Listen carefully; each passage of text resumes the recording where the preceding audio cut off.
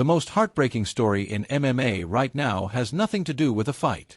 Dustin Poirier was arrested on Father's Day in Georgia for misdemeanor public intoxication. The footage went viral. And then Dustin himself made it worse and better simultaneously by posting a deeply honest statement on Instagram admitting that retirement had triggered a dark downward spiral. Not hiding behind publicists or lawyers or silence. Just saying plainly that he did not know who he was without fighting and that the boredom had caught up to him in the worst possible way. That statement, and the interviews he gave 2 years ago predicting almost exactly this moment, tell a story about the specific psychological cost of being an elite fighter that the sport has not fully reckoned with and probably never will. Poirier said it himself in a Joe Rogan interview before any of this happened. He said retiring is scary. He said the days are long. He said he woke up every morning for 20 years with one obsessive question: how can I be a better fighter? And when he laid the gloves down he woke up and that question was gone and he did not know what to replace it with. He said he felt like he was relearning who he was. He said he was a father and a husband and all of these other things, but fighting was a cloud in his mind that never went away for 2 decades, and now it was gone, and he did not know what that meant for who he actually was. That interview exists. He told us. And then it happened anyway because knowing the danger does not eliminate the danger when the thing that kept you structured and purposeful and in a specific relationship with yourself disappears. Drew Dober put it the cleanest way of anyone who responded publicly. Boredom is one of the most dangerous attributes for a man. When you are constantly pursuing a goal, working towards something great, the pursuit structures everything else. The discipline required to be a professional fighter at the highest level, the diet, the sleep, the training schedule, the mental preparation, all of that acts as a container that keeps everything inside it organized. When the container disappears, everything that was being held in place by the structure falls out. Dober said he feared retirement for exactly this reason, that fighting had kept him out of making bad decisions and had made him a better father and husband and son. He said after a surgery that gave him 6 weeks off, he had personally been dealing with something similar. That admission, from a currently active fighter, is the kind of honesty the sport needs more of and rarely gets. Sean O'Malley made an observation that was more specific and more cutting than most of the general commentary. He said Poirier might have been watching Justin Gaethje win the title at the White House in spectacular fashion and thinking, what about me? He was careful to say that was probably not literally what was happening, but the underlying point is real. Poirier spent years trying to win that belt, came close multiple times, finished his career without getting there, and now the man who beat him on the way out, Gaethje, is standing on the south lawn of the White House with the undisputed title and $825,000 in bonuses in a single night. Retirement is not just about leaving the thing you love. It is about watching that thing continue without you, and watching the people who are still in it achieve the things you were chasing. Poirier's story is not an isolated failure of character. It is the specific psychological profile of an elite combat sports athlete, someone who has channeled extraordinary amounts of aggression, discipline, drive, and competitive energy into a single focused pursuit, encountering the first moment in their adult life when that channel is closed. The things that make great fighters great are not normal human traits.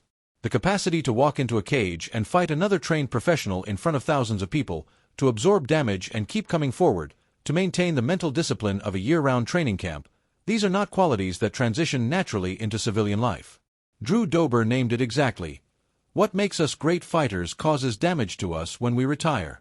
Mike Tyson. Conor McGregor. Now Dustin Poirier. The list is long. The Topuria recovery update is the positive story that deserves proper attention amid everything else. His physical trainer Jesus Gayo said that Ilya already looks like a completely different person, that it honestly looks like he was not even in a fight. That is remarkable given what the medical report described: non-displaced fractures of both orbital bones, severe swelling that left him unable to open his eyes properly in the hospital the morning after. The healing timeline for non-displaced orbital fractures, while still requiring months of strict rest and regular imaging, appears to be progressing faster than the initial projection suggested. The no-surgery news from the original medical report was the best possible version of a very bad injury. The update from his trainer suggests the physical recovery is tracking well. The mental and competitive recovery, the question of how Topuria processes the first loss of his professional career and what kind of fighter he becomes on the other side of it, is a different kind of recovery that no trainer can assess from the outside. The stool auction is the most surreal post-fight commercial development, and it deserves documentation for that reason alone. UFC Collectibles put the literal red corner stool that Topuria sat on when his corner stopped the fight up for auction. The bidding reached $10,600, which with the buyer's premium becomes approximately $11,660 for a piece of furniture that symbolizes the end of an undefeated record. Someone is going to pay nearly $12,000 for the stool. The market for meaningful objects from significant moments in sports history has always operated on emotional logic rather than rational valuation, and a stool from one of the biggest upsets in UFC history at the most historic event in the sport's existence qualifies as significant. But it is still a stool. Paddy Pimblett's argument about Topuria never being the same is the most interesting analytical point Paddy has made since the fight, and it also contains the most obvious irony available. His claim is that Topuria's entire identity was built around being undefeated, that the zero was not just a number but the psychological foundation of how he approached fights and how opponents approached him. Now that the zero is gone, Paddy argues Topuria will never recover the mental framework that allowed him to walk into the White House cage with that specific kind of certainty. The irony is that Gaethje beat Paddy badly enough that this exact argument could be applied to Pimblett himself. Paddy's response to that would presumably be that he had already been through adversity before the Gaethje fight, that he knew how to come back from hard things. But the logic of the argument, that losing in the specific way Topuria lost, to the specific fighter Topuria lost to, on that specific stage, changes something permanently, applies with equal force to fighters at every level who have experienced the same kind of defining loss. It is not an insight about Topuria. It is an insight about what loss does to every fighter's psychological architecture, including Paddy's. The Gaethje vs. Oliveira fight for the unified BMF and lightweight titles is the matchup that Pimblett is pointing to as the likely next step, and the commercial and competitive logic is compelling. Oliveira submitted Gaethje and has been one of the most active and dangerous lightweights for years. The rematch would reunify titles and settle one of the sport's outstanding competitive questions at 155. It would also be the kind of fight that Gaethje thrives in: high stakes, high chaos, a man across from him who hits hard and finishes fights. Pimblett's theory is that if Holloway beats McGregor and sets up a Gaethje vs. Holloway unification, Topuria vs. Pimblett becomes the biggest available lightweight fight for the rest of 2026 or early 2027. Whether that is the UFC's plan is speculative, but the commercial argument for it is not trivial. Ian Gary signing with Eddie Hearn's Matchroom Talent Agency is a story that sits outside the Octagon but matters for the commercial landscape surrounding the welterweight title fight with Islam Makhachev.